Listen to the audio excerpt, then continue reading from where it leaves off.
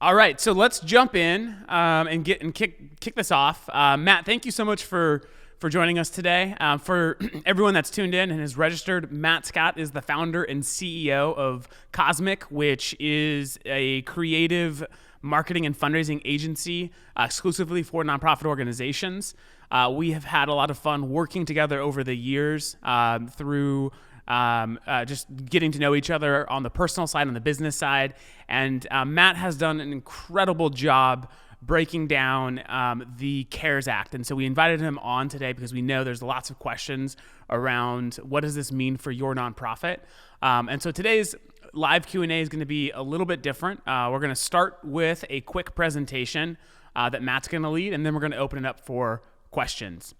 So if you have any questions, please put them in the Q&A tab, and we will start with the ones that have the most kind of upvotes. So please look through and do that. Matt, thanks again for joining us today. How are you doing? Doing great. Thank you very much for having me. I'm really happy to be back with you.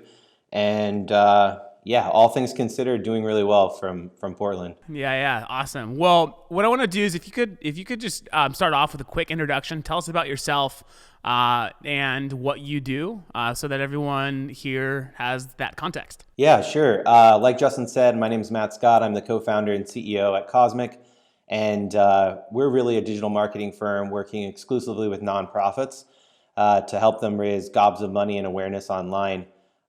Just like Justin, I came from the nonprofit space. I spent about a decade or so in various roles in the nonprofit development and marketing departments, and just really excited to share kind of the research that we found with respects to CARES Act, as well as some of the other economic stimulus packages that nonprofits can benefit from in response to COVID-19. So that's really our goal here. It's a little bit unique for us. Usually we talk about fundraising and marketing strategies, but really today is about informing people about how they, as a nonprofit leader, can really apply for and be granted various stimulus money. And then we're going to talk a little bit about marketing and fundraising strategy as it relates to some provisions under the CARES Act for tax deductible contributions. So yeah, it's a little bit out of my element, but I think nonetheless we are prepared. So happy to be here. Awesome. And for those of you tuning in for the first time, my name's Justin Wheeler. I'm the founder and CEO of Funraise, which is a technology platform for nonprofit organizations. We provide fundraising technology along with CRM and email functionality. So we work with nonprofits all across the country, and our goal over the last month really has been to provide as much value to the nonprofit community. So this is our fourth live Q&A, and we've definitely gone off topic in regards to what we normally talk about as a company, because the world has changed so much in the last 30 days, and we really want to be relevant and helpful because I think we share this. We believe that nonprofits are on the front lines of making the world a better place. And since we work exclusively with nonprofit organizations, providing as much value as possible is the goal here. And so I'm excited for today. Matt's done a great job at reading through this 800-page plus document and breaking it down. And so what we're going to do is we're going to start there. We're going to start with a quick presentation. Matt, if you can, please share your screen, and we'll walk through some slides, and then we're going to open it up for any questions as a result. So give us a few minutes to walk through this presentation, and then we'll jump into the Q&A. Yeah, great. Like Justin said, our goal here in the presentation portion is to give a high-level overview of the various stimulus money that's available and how your nonprofit might be able to apply. And then we're going to do our best to answer questions from the Q&A portion. So bear with us. We're going to cover some information. Some of this might be completely new to folks, and some of it might be things that they are already aware of. Starting really off with, what is the CARES Act? The CARES Act is specifically $2 trillion worth of stimulus money, the largest economic aid package in U.S. history. It's really designed to provide immediate relief to businesses and nonprofits in the interest of protecting payroll above all else. That doesn't mean that the money can only be used for payroll. It can actually be used for a few other things, such as utilities, mortgages, or rent, And some of that will actually be forgiven as long as you follow the guidelines. And so we're going to go over that specifically. That's the bulk of the package that we're going to be talking about today, but there are some other programs as well that I want to talk about. Some of those include the EIDL, the Economic Injury Disaster Loan. This is actually a program through SBA, the Small Business Administration. I am going to do my best when using acronyms to actually say what they are, at least the first time. But knowing that people kind of come and go with webinars, bear with us if we kind of say the same one, kind of switching between EIDL or Economic Injury Disaster Loan. There's also for some of the larger nonprofits, there's a mid-sized loan program. These are for people who have above 500 employees. And then there's also tax deductions, some changes in the tax code specific to charitable giving that are going to be really important as a part of your fundraising and marketing strategy. So we put this together as really a breakdown of kind of those four major buckets. Again, the first one, payment protection program. This is really focused on payroll, mortgages, leases, and utilities. And we're going to talk about how you can actually calculate the loan amount that you might qualify for. The second is that economic injury disaster loan. This is a 30-year fixed rate loan at 3.75% offered for small businesses and nonprofits through the SBA. You can see that it's actually can be used for sick leave. It also can be used for meeting payroll, mortgages, and servicing the debt. That's important to call out the distinction there. It can be used to make a loan payment, but it cannot be used to replace an existing loan. So let's say your nonprofit already has a short or long-term loan, maybe through a bank or through another institution. You can use that money to make the payment for that loan, but not to replace that principal amount. So that's an important distinction. Also, something to consider is you see payroll here on both categories as well as mortgage. PPP, the Payment Protection Program, is specifically designed for that first 8 weeks is going to be forgiven on the loan amount if you use it and maintain your payroll previous to kind of the coronavirus crisis. And then you can actually use EIDL for additional payroll and mortgage costs that extend beyond that PPP money. So you can use it for both, but it can't be for the same period, if that makes sense. So then there's also the mid-size loan program like we discussed. This is for over 500 employees. This is, again, really designed to maintain your workforce. So you need to be able to maintain 90% of your workforce. There's also some other restrictions we're going to talk about, particularly around not outsourcing your work to foreign workers. This is really kind of set up to help the American economy, and that's really what it's focused on. So we'll talk about that. Lastly, the charitable contribution piece. There's actually two aspects of this that are hugely important. First off, everybody knows the impact of the former changes in the tax code on charitable giving. Basically, you weren't able to make, if you used a standard deduction, which was doubled after the last tax change, then you weren't able to itemize charitable deductions. Now you will be able to itemize charitable deductions even if you're taking that standard deduction as a single or married person, up to $300. So that could really help with annual fund fundraising in particular, something obviously the Funraise platform is really great at, and as well as, I should say, providing these awesome mugs. I've been drinking a lot of coffee out of this to prepare for this webinar. So, and then also another big change in the tax deduction code that's really worth calling out and perhaps is going to have a bigger economic impact for your organizations with legacy giving or major gift departments. Actually, instead of 50% deductible, now all contributions will be 100% deductible if you are itemizing your deductions, not just taking that standard deduction. That's really, really important. I was just on the phone actually with a friend of mine who runs a wealth management firm, really talking about the impacts that this will have on charitable giving. And a lot of his high net worth clients are really thinking about upping their charitable giving this year as a part of their overall tax strategy. So worth calling out on the fundraising side. Okay, let's talk about eligibility real quick. First off, this is PPP, registered 501c3 organizations with 500 employees or fewer, as well as 501c19 veteran organizations that meet that same criteria in terms of size. That 500 employee threshold includes employees, full-time, part-time, freelancers, or contract employees. That's what's kind of unique about this. This is actually taking into account a variety of different employee, well, not employee status, but I'm going to call it worker status because obviously employees are full or part-time, but does include some of those freelance and contract employees as well. This is a really important call out. You must be in operation on or before February 15th. So if you're a new organization without any employees on payroll, then this is not going to be that program for you if it is actually after February 15th.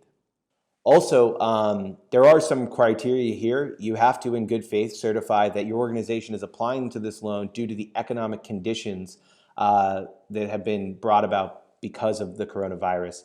Also, the receipt of the loan must be used to retain those workers and maintain that payroll or make those mortgages, lease, and utility payments. That's an important call out. It can't be used for other purposes. It's really a payroll protection plan. And your organization does not have to have another pending application for a loan. In other words, a lot of times with the SBA programs, you actually have to have meet other loan requirements. Those are all being waived for this program. You don't have to do those first. You can actually do PPP first. That's really important because the first 8 weeks after the loan is issued, all of your loan costs up to those 8 weeks could be forgiven if you meet some of the requirements I'm going to talk about. And your organization does not already have to have received another loan for similar purposes. So in other words, you can't have the same money being borrowed by some other way to pay for the same thing. They want to make sure that it's really going to those costs. Okay, so we already went over the size. Funding provided up to 8 weeks of average payroll and other costs. I know that we received some questions in advance about how that's calculated. We'll go over that in the Q&A section as well. But specifically, the really cool thing about PPP is that for those first 8 weeks after, all that money can be forgiven. It's issued as a loan, but it'll actually turn into a grant provided that you maintain the same level of people and the same amount on payroll, gross dollar amount coming into it. There are some exclusions. If you have any employees that are salaried in excess of $100,000, that portion over $100,000 is not going to be forgiven. That can't be included in the calculation even for the loan. And then you can't double dip. In other words, you can't use again be seeking the same money in different places. Okay, so that's really the fundamentals of PPP. Emergency Economic Injury Grants, EIDL. This is a true 30-year loan at a 3.75%. It is not forgivable. That is a key distinguishing factor. You have to repay this loan. But as you can imagine, a 30-year note at 3.75, that's really, that would be historically low mortgage rates, and that's kind of an asset-backed loan, or you've got collateral on the line. This does not require any collateral. It does not require any personal guarantee, but that 3.75% over 30 years. One other really cool feature of this program. Matt, real quick on this, unless this changed as of last night, and we all know these things change. My understanding is that the EIDL is actually 2.75% for nonprofits, and 3.75 for businesses. So that the rate is 1 point lower for nonprofit organizations. Thanks. That didn't change. You just came more prepared than I did, so I really appreciate it. Sorry for the confusion, everybody. The other key aspect here that's really cool is that when you apply, which is a very lengthy application, you can get this application on SBA's website.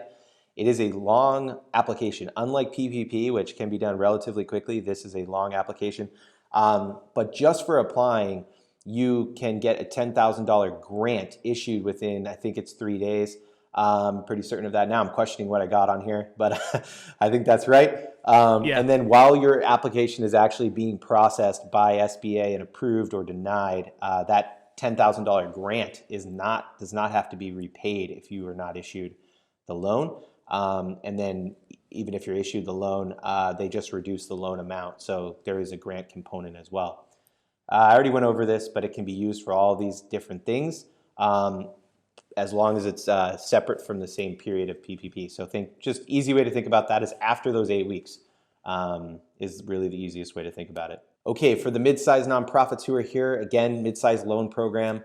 This is a direct loan program to nonprofits with 500 to 10,000 employees, or 501 to 10,000 employees. The interest rate on this is 2%. No interest or principal is due for the first 6 months. So you do not have to make any payments at all for the first 6 months, which is great.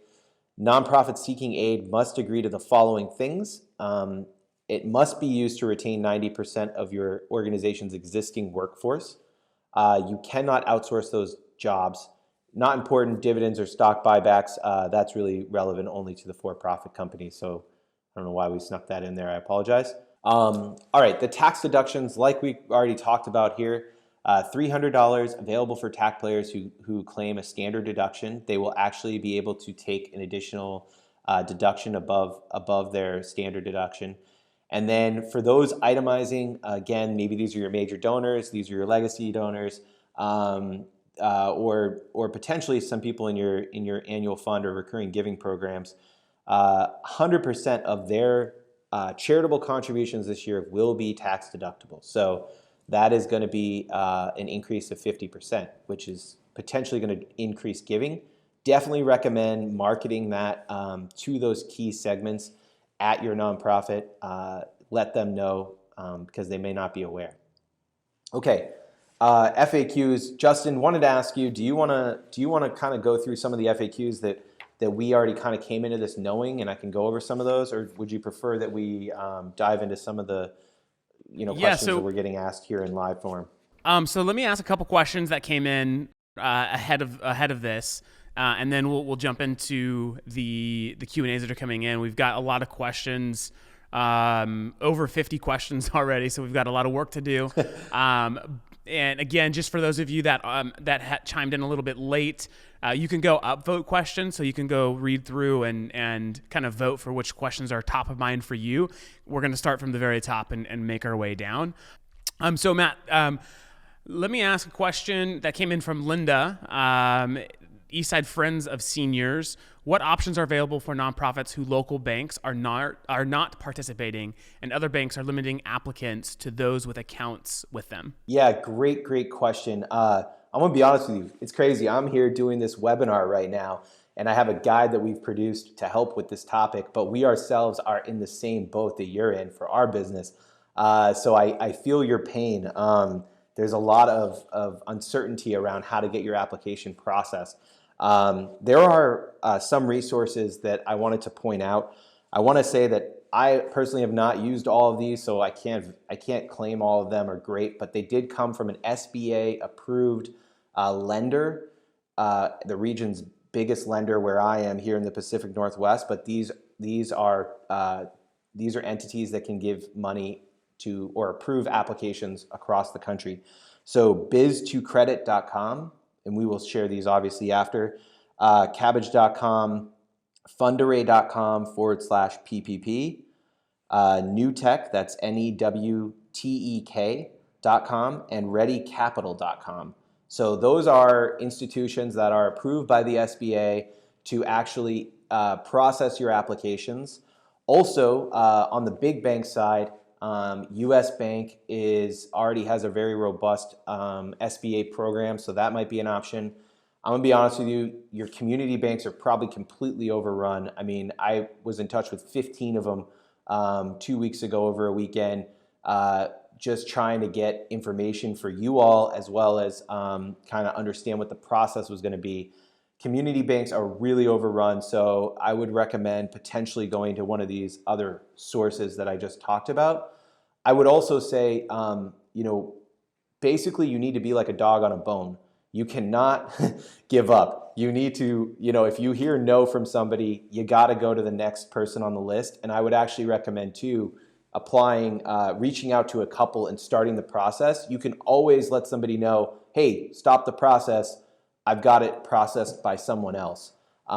So I recommend that. It's a good strategy. You got to have a few different kind of, what do they call that? Like things, irons in the fire. Irons in the fire. Also, the other thing that I found is check in with your payroll company who you're using to run payroll. They also have great resources on where you can apply, and some of the payroll companies are actually also managing the process. So check in with that. And then also if your expense vendors, like whether you use Expensify or Divvy, any of these services also have great resources available for where you can apply if they're not serving as one already. So definitely keep that in mind. Matt, there's a question you hit on that's like a little further down in the Q&A, but important. People are asking, can you submit multiple applications? And so do you want to touch on that real quickly? Yeah, my understanding from talking with the various providers or processors is what I'll call them, because that's really what they are at this point. They're processing the applications. You can start multiple applications, the process with different processors, but as soon as one of those is submitted, you're confirmed. You have been approved by that institution and it is submitted to SBA, then you should stop with the other people who are potentially processing it, because you don't want to have multiple applications getting to SBA for two reasons. One, you won't be issued it twice. And then two, it'll bog down the system and really prevent other people, because SBA, on average, they do $30 billion worth of SBA loans a year in 12 months. This is $300+ billion in 3 months. So we all need to work together as a community to make sure we don't overrun SBA by having multiple applications from different providers. So that would be my advice to that, is put a couple in motion, but as soon as you've got one that is approved by an approved institution and moved forward with SBA, you need to let the others know that they can stand down. Awesome. Thank you. All right. Another question here from Barry, Executive Director. Everyone says to apply through a corporate bank. Chase told me to apply through SBA. I filled out the application on their website and submitted with all requested data, but nowhere did they ask what amount I am requesting. Did they just make that determination? Do they kick it to the bank? Lots of confusing and conflicting info. Yeah. My first thing is I'm very concerned if you're saying they did not ask for the amount, because on the SBA application for PPP is a calculation that you need to fill out that says this is how much money I am requesting. So I'm not sure what form you specifically used, but we will be sure to provide, I'm sure of it, Justin will send it out after, the actual SBA approved application that all of the institutions are now using. Early on, a couple weeks ago, if you did it then, or even a week ago, I mean, Justin and I have been talking about how fast this is moving. It was guidelines, and they weren't final guidelines. So it's possible that you started that process before the final application was produced. But yeah, I think there was another question too, right, about how you calculate this. I don't know if we want to go into that now, so this person would actually know how to calculate it. But I would say on surface, you did not fill out the application that you should have. So I think the application was likely that this person was referencing was the EIDL application, because okay. the EIDL doesn't require an amount, as there's further kind of vetting required once it's submitted, but the PPP does require that calculation, like you mentioned. So perhaps this person was asking about the EIDL application. Yep, you're absolutely right there. That application is quite a bit longer. You have to provide, my understanding from talking with SBA approved lenders that process EIDL applications in general, these disaster applications, is that you need to make a strong business case and be prepared to defend a dollar amount that your business has been economically impacted. That can actually be based off of two things. It does not have to be actual, it could be forecasted.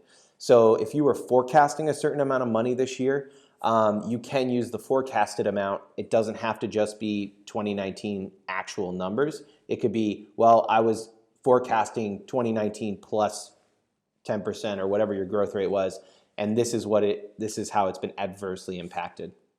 Got it. Okay, we'll move on. I'm going to jump into the Q&A tab now, just because we're closing on 100 questions. And we're going to do our best after this to answer questions and to bring in the appropriate sort of counsel as well for anything that we can't answer today. So there's some questions we may not be able to answer, and we'll let you know of those. But let's start with the top question here. Would like to know the difference between the $10,000 forgivable loan and the PPA loan. Are nonprofits able to apply for both? The $10,000 grant that you're talking about as a part of the EIDL is actually a forgivable grant, and that's just for having filled out and completed the application process. And if you are denied, then that $10,000 will not need to be repaid. That is separate from PPP. The PPP forgivable portion of that loan is the amount spent on the first 8 weeks on payroll, mortgage, rent, utilities, the aggregate total of that. So that's the distinction there. They are two different things. My recommendation would be to apply for PPP and then EIDL, because that is how you would then be able to say, okay, the money I need beyond this initial 2 weeks is X. And then that grant would be potentially issued as long as your application is processed. And all of this is based on as long as the funds are available. They're talking about refilling the funds potentially, but there is a limit. It's not an unlimited pool of money. I saw something last night actually about adding $250 billion to the PPP just because of the demand. I think like on the first day, even though as of yet, nothing has been funded, but supposedly this week is when they'll start funding. So we'll keep our eyes peeled for that. We'll move on to the next question. Are all banks processing the PP loans on the same schedule? Our bank has told us that nonprofits are last in line for these loans after small businesses, independent contractors, etc. The answer is no. They are not all processing them in the same order. The individual processors are allowed to kind of set their own criteria. Best I can tell, I know that for having multiple irons in the fire myself. And so there are certain things like where, if possible, start with your own bank, your existing bank, because ask them if they are processing these, and then from there, try and make a case. I mean, this is an opportunity or time when you need to look at your board of directors, your supporters, see if someone is, serving in a position of authority at one of these institutions. Because you really need to be kind of the squeaky wheel gets the grease, as they say. So the short answer is no. They are not all prioritizing people in the same way. Now there is a caveat, like at the actual federal level, the contractors, the independent contractors, are following after the businesses process because the application opened for them slightly earlier. But I have not heard anything about nonprofits not being prioritized like businesses. Have you, Justin, heard anything about that? The only thing that I've seen is sole proprietors and contractors are on a different schedule. But nonprofits, small businesses, they're essentially counting as the same and processing at the same time. Now, like you mentioned, whoever is responsible for processing is, and we've seen this, whether or not it's ethical, is customers of that processor will likely get processed first. And hopefully there's more guidance around that, because that's not obviously fair if your bank isn't a processor. But I've also seen that the government is trying to mandate every community bank to also be a processor. So that's something that's a development that may happen as early as today, actually. So we'll see. All right, we're going to move on. I was told that if an org runs a fundraiser on Facebook, that would disqualify them from getting assistance through the CARES Act. Is that true? I do not believe that is true. I have heard nothing about you're not allowed to fundraise in order to, specifically to Facebook fundraising. I haven't heard anything about you. You can go on and continue to try and make revenue, as far as I know. Yeah, no, Facebook, I've actually looked into this. Facebook fundraising, as long as you're a qualified nonprofit, right? The funds you raise on Facebook there's no different than the funds you raise through your website, through peer-to-peer campaigns and so forth. So don't stop raising money on Facebook. Sounds like someone trying to get too political on Washington's view on Facebook, maybe. All right, for nonprofits that do not have employees, can they even qualify? Yeah, this is a great question. The short of it is under PPP, you need to have employees on payroll before February 15th, I think is the date there. That is my understanding, is that you actually do have to, in order for PPP, but EIDL, you do not need that payroll requirement. Next question. In the application, we must certify that the current economic uncertainty makes this loan necessary to support the ongoing operations of the applicant. How is this defined? Do we qualify if we are not planning to lay off employees? Yes, you do qualify if you are not planning to lay off employees. How that is defined is it's somewhat loose, it's gray. You have to basically say, okay, one way you can determine this is you could say, we were planning to raise $10 million this year, but because of the economic impact of coronavirus, we're only going to raise $7 million. That's what we're now forecasting.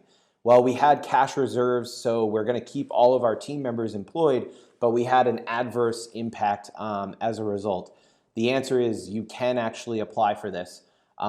There is you might want to ask yourself, if you are in an economic position where you can afford to continue to pay all of your employees and through your cash reserves. This is not an unlimited pool of funds. As Justin said, they're talking about increasing them. I happen to know one of our clients, I was chatting about all this different stuff and kind of sending them information. And they said, look, I think we're going to fare this better than most. So we're not going to actually apply for this because we're in a position where we could probably see this through. So I think there is some sort of responsibility that you might want to consider. But that's the short of it. That's how you might define the economic impact. Great, thank you. When does the 8 weeks begin for the PPP? The moment that the loan is issued. Great. So funded. The right, day that funded. the loan's funded. Once the funds arrive in your bank is basically your countdown for 8 weeks. All right. For PP loans, how do nonprofits fill out the owner section? This is a great question. I'm on the board of a nonprofit. We were getting this question asked.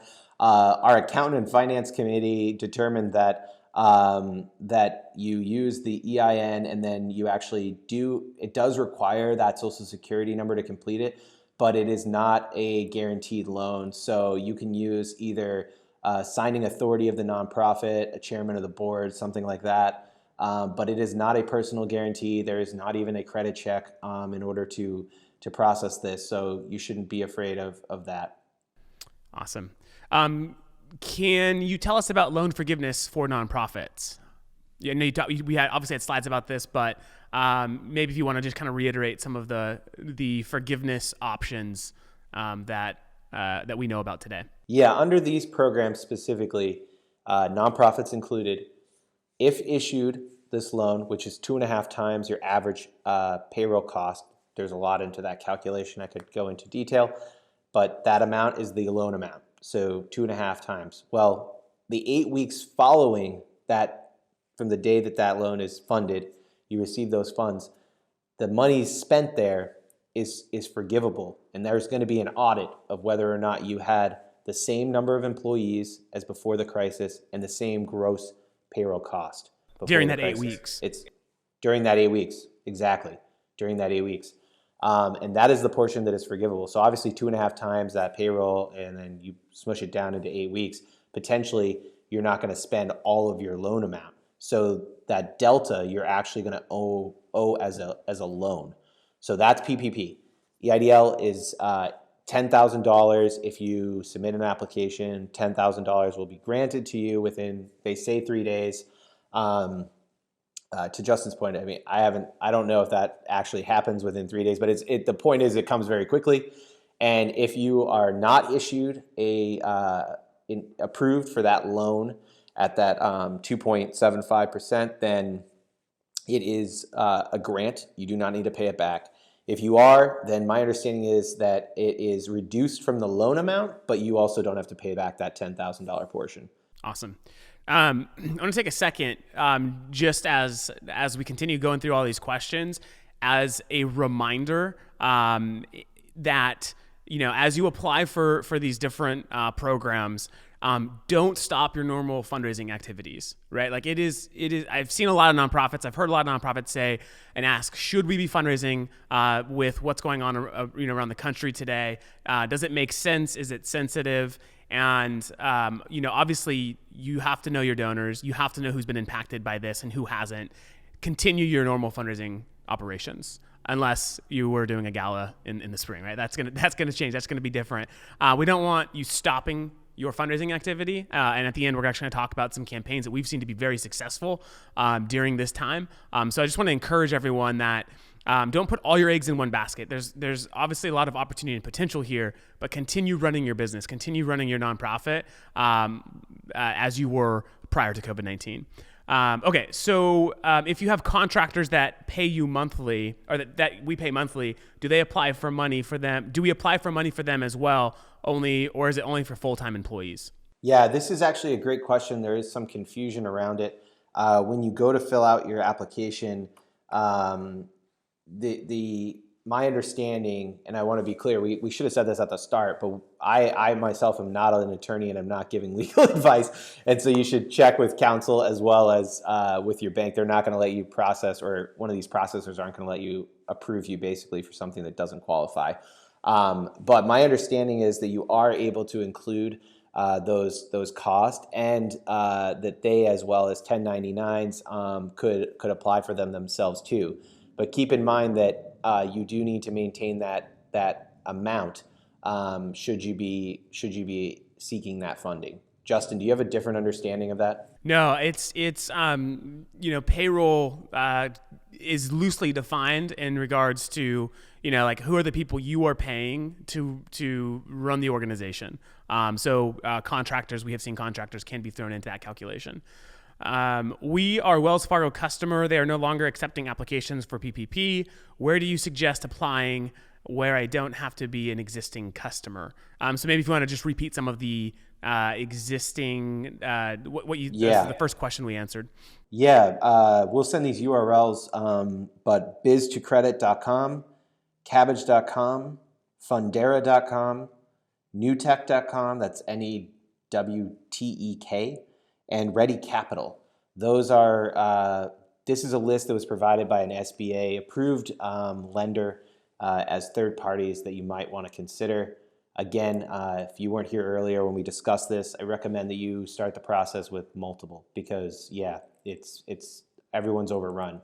A question I see here in the comments that was applicable to something we said a few minutes ago. The question is, has anyone seen good examples of outreach to donors, letting them know about this tax change? And I wanted to real quickly address that because I felt like a nonprofit that I'm on the board of did something really powerful. And they looked at like some of their largest donors. They went to the board and said, hey, we want to make sure that our board is aware that, these tax credits exist for you. So if that changes your giving, if that accelerates maybe what you're going to give, next year, and you want to do that now, this is obviously great for tax planning purposes. So I would start with the board and start with, donors that have high capacity, because this is going to be something that really benefits them in that regard. Okay, so can you apply for the EIDL and only accept the $10,000 advance? My understanding is that you can, that basically like that $10,000 will be issued, but if you are approved for it, then you don't have to actually take out the funding. Like, you will have to sign for that after the application process. So the short of it is, yes, you are able to do that, is my understanding. Can a small nonprofit with no payroll, all volunteers who run a thrift store for the benefit of our local hospital, apply for CARES Act for our ongoing expenses of rent, utilities, insurance, etc.? If you do not have any payroll cost or human capital cost, as Justin described it, it's kind of loosely defined. But if you don't have that human capital cost, is kind of what I'll categorize it as, prior to the 15th of February, then you're not going to be able to apply for this program. But EIDL would probably be the right program to apply for. Is there any maximum deduction? I'm just going to go rapid fire because we've got a lot of questions and we've got about 15 minutes. So I'm just I'll chime in if I need to, but I'm just going to keep going. Is there a maximum to the 1% or to the 100% deduction for charitable donations for those who itemize their charitable deductions? Does this apply to both individual donors and corporate donors, or only to individuals?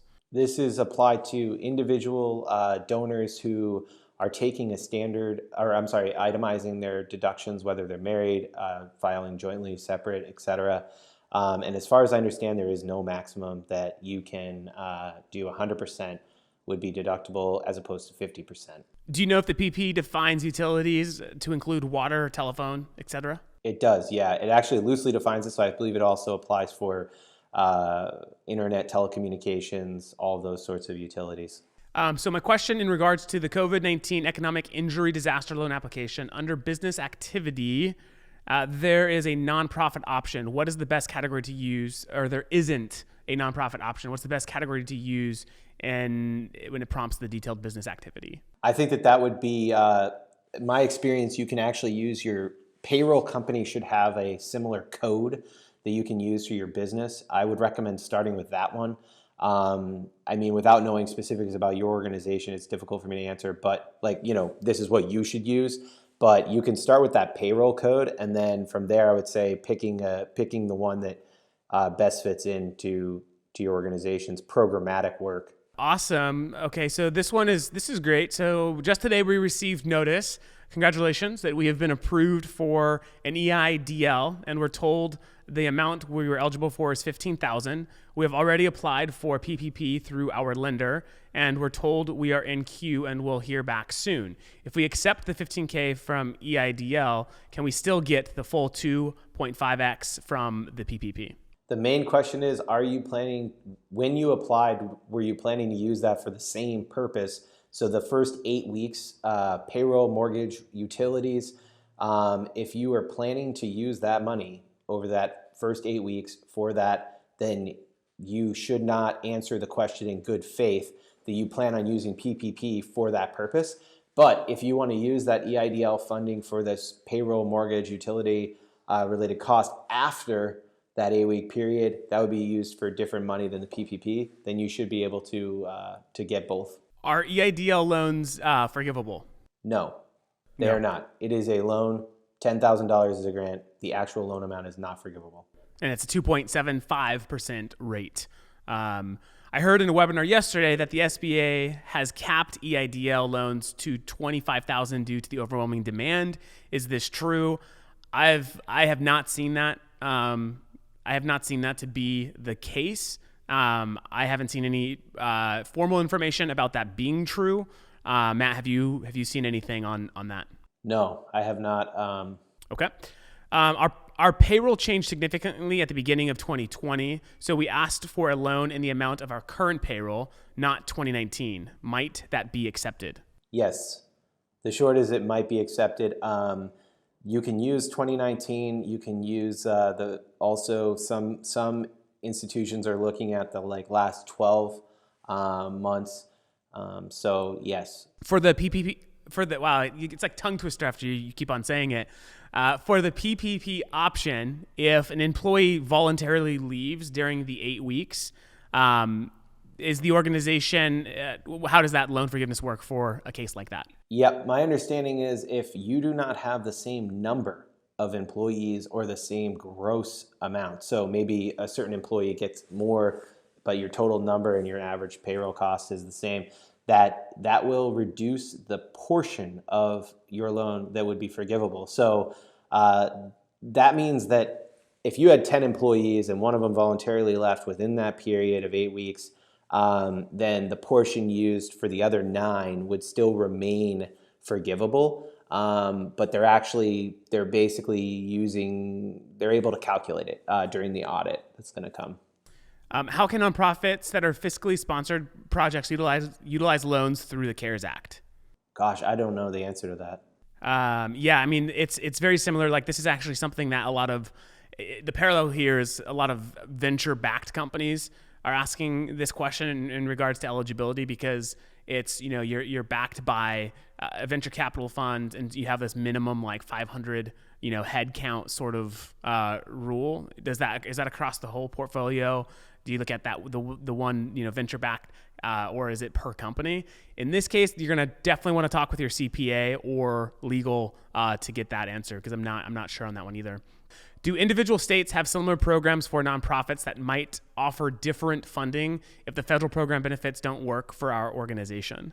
Yes, not just states, but also city level. I wanted to call this out. I can't even pretend to know all the programs available in your city, but I know here in Portland, Oregon, where CauseMic is, like, there are different programs. Prosper Portland is like a local kind of initiative to help fund minority-owned businesses and different things of that nature, underrepresented groups. They're issuing grants. Another institution is issuing loans right now, actually, in grants. So I think you should absolutely check what opportunities are available locally at the state and municipality level.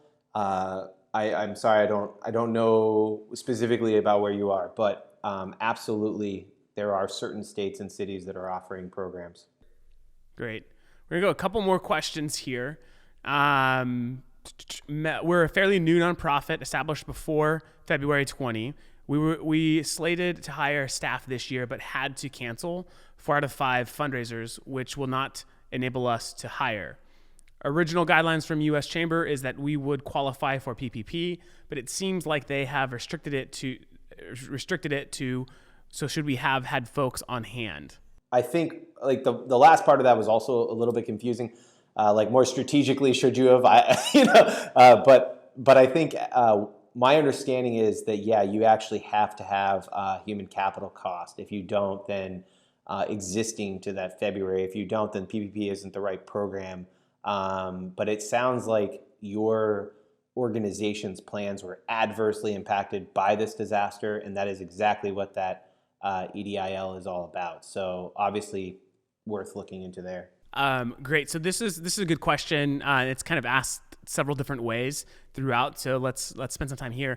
I've been confused about the timing. The EIDL arrives faster, supposedly, but it incorporates the PPP, I think. Can you go into a little more detail about the timing and rolling out into the other? Yeah, actually, I wouldn't necessarily categorize EDIL as a fast process or PPP, actually. I mean, both of them. PPP is designed where it's supposed to take very little time to complete that application process.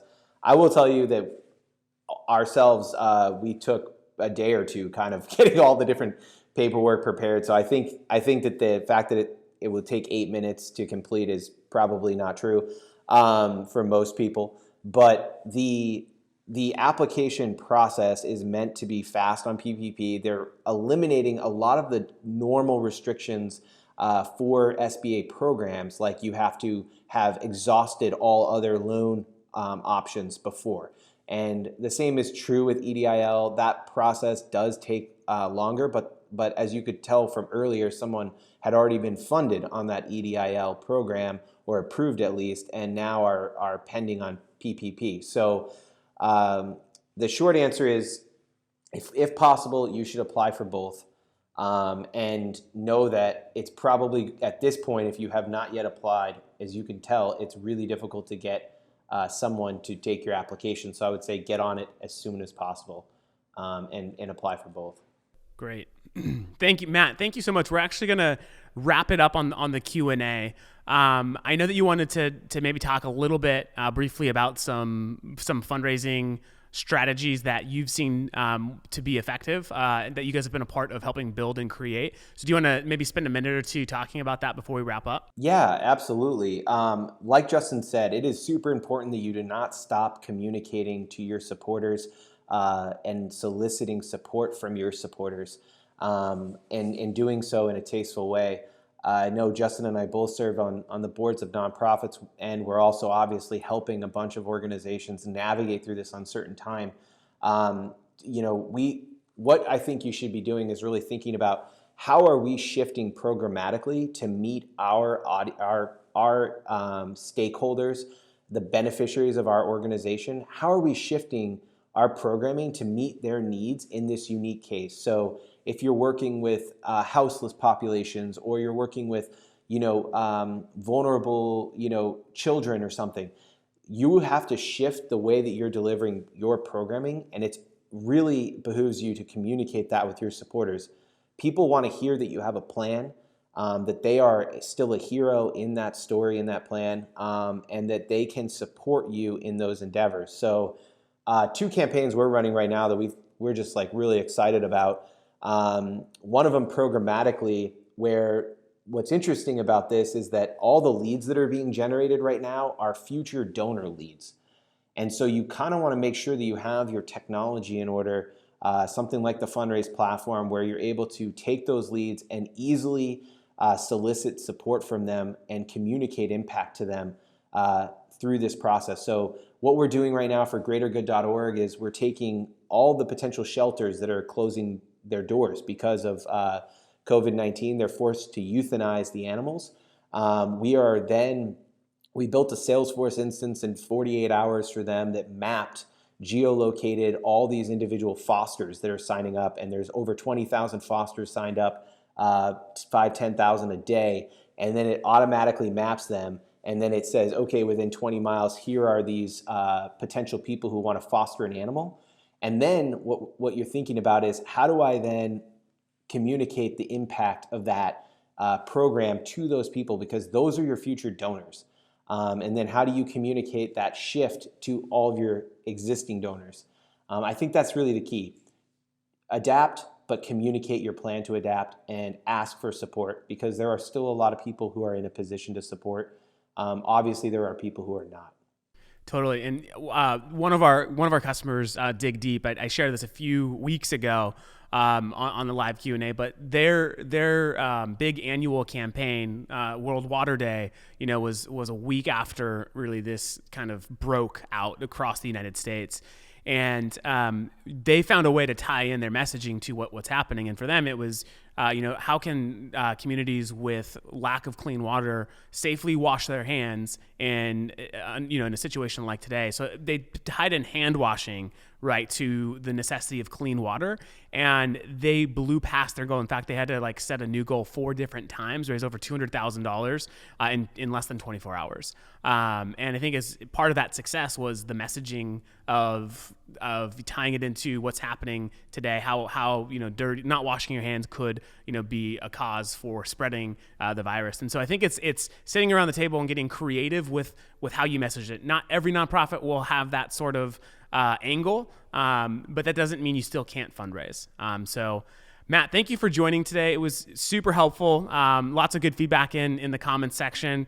Lots of questions to look through still. We're gonna, for those of you that are still on, we're gonna send out a recording, send out the deck, the slides, and also we'll put together some content for LinkedIn with Q&As and so forth. So we'll definitely be pushing information out.